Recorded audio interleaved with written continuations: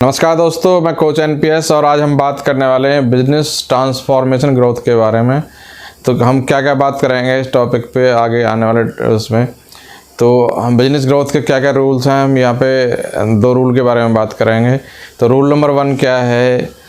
Rule number 1 है dare to step into the unknown and manage dream.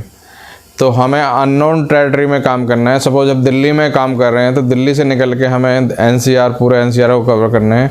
तो ये जो एनसीआर की टेरिटरी है ये हमारे लिए अननोन होगी। और दूसरे जो लोग फिजिकल प्रोडक्ट्स पे काम कर रहे हैं वो डिजिटल प्रोडक्ट्स पे काम करेंगे तो वो भी टेरिटरी हमारे लिए नई होगी और उस पर हमें काम करना है। और रूल नंबर 2 जो है इसका बिजनेस ट्रांसफॉर्मेशन ग्रोथ का रूल नंबर 2 जो है, हमें अपने स्किल को एम्ब्रेस करना है। एम्ब्रेस करने के लिए हमें क्या क्या चीज़ ज़रूरत पड़ेगी?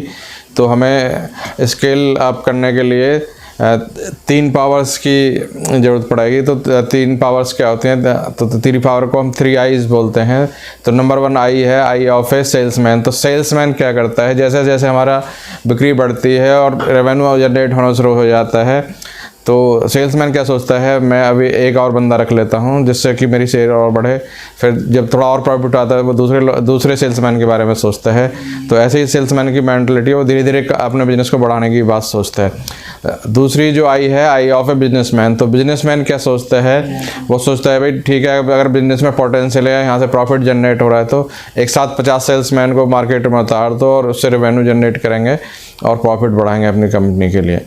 तो नंबर 3 जो होती है वो आई ऑफ ए लीडरशिप होती है। तो लीडर की आई क्या कहती है? तो लीडर की आई कहते हैं कि जिस भी फील्ड में हूँ मैं वहाँ पे नंबर 1 मैं कैसे बन सकता हूँ।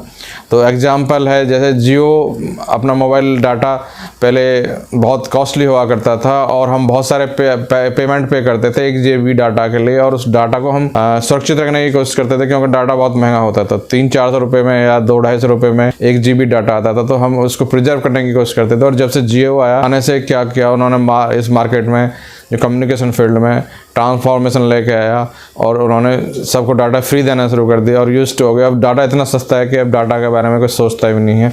1 GB 2 GB हम रोज़ खर्च कर देते हैं। तो सब लोगों की ये ट्रांसफॉर्मेशन होता है, लीडरशिप की आई के हिसाब से देखते हैं और इससे हमारा प्रॉफिट बढ़ना शुरू हो जाता है और चीज़ें फिर सस्ती भी हो जाती हैं उस हिसाब से। नेक्स्ट उसमें क्या बात करना है? हमें कस्टमर बेस बढ़ाना है। तो कस्टमर बेस बढ़ाने के लिए हमें क्या करना है? हमें कस्टमर्स को अपनी फनल में कैसे लेके आना है, इस चीज़ पे हमें काम करना पड़ेगा। और कस्टमर्स को फनल के लाने के लिए हम क्या और जो बिजनेसेस हैं उनके साथ हम कोलैबोरेट कर सकते हैं। और हमें क्या करना है? एक अपना नेटवर्क तैयार करना है। जब नेटवर्क तैयार हो जाएगा तो और हमें डिफरेंट लेवल्स के प्रोडक्ट लेके आने हैं। तो लेवल 1 जो चीफ प्रोडक्ट होगा या फ्री होगा, फिर लेवल 2 लेके आएंगे जो थोड़ा रेवेन्यू जनरेट करके देगा, फिर और उससे हायर कैटेगरी का। तो ऐसे चलते हुए लेवल 1 to लेवल 4 प्रोडक्ट लेके आने, अगर हम ऑनलाइन बिजनेस में या ऑफलाइन में भी है, दोनों में लेके आ सकते हैं। और कैसे हम लोगों को ज़्यादा वैल्यू दे सकते हैं अपनी प्रोडक्ट या सर्विस में जो भी हम बिज़नेस में काम कर रहे हैं। तो हमें लॉन्ग टर्म के बारे में सोचना है। तो लॉन्ग टर्म के बारे में की बात करें तो हमें 20-25 साल आगे की सोचना है। तो उस टाइम पे हम क्या करेंगे और हमारा बिजनेस का पोटेंशियल क्या होगा और कहाँ तक हम रेवेन्यू को लेके जाते हैं और किस किस लोगों की प्रॉब्लम हम सॉल्व कर सकते हैं, इसके बारे में सोचना है।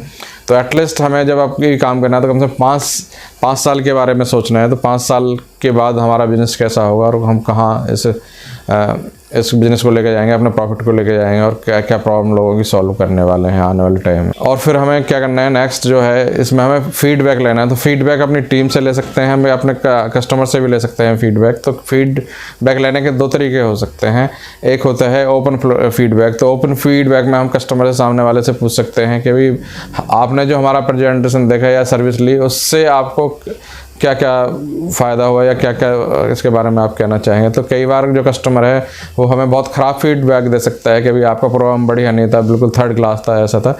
तो इस वाले पे हमें ओपन फीडबैक पे नहीं जाना है। फिर हमें दूसरा जो मेथड है फीडबैक का वो होता है क्लोज फीडबैक। तो क्लोज फीडबैक में क्या होता है, हम कस्टमर से बोलते हैं कि 1 to 10 के स्केल पे आप हमारे प्रोडक्ट और सर्विस को कैसे रेट करोगे, तो इसके बारे में बताना है।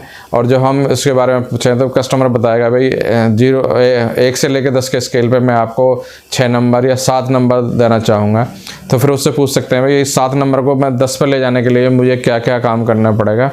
तो उससे हम पूछ सकते हैं, और वो जो पॉइंट्स है जो फीडबैक वो देंगे हम उसको नोट करेंगे और अपने प्रोडक्ट में इम्प्रूवमेंट करेंगे उसी के हिसाब से जो फीडबैक है, जो 7 या 6-7 जो भी कस्टमर ने हमें फीडबैक दिया उसको 10 पे ले जाने के लिए। तो आज के वीडियो में बस इतना ही।